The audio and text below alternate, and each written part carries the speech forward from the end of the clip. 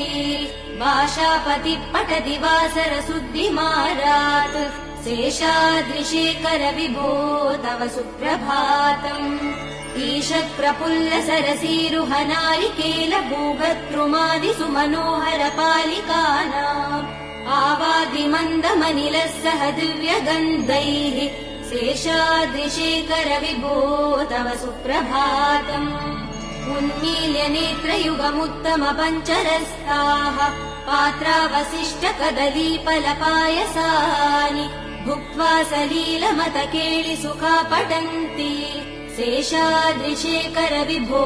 तव सुप्रभातम् तन्त्री प्रकर्ष मधुरस्वनया विपञ्च्या गायत्यनन्तचरितम् तव नारदोऽपि भाषा समक्रम सकृत्करचार रम्यम् शेषाद्रिशेखर विभो तव सुप्रभातम् भृङ्गावली च मकरन्दरसानुवित्त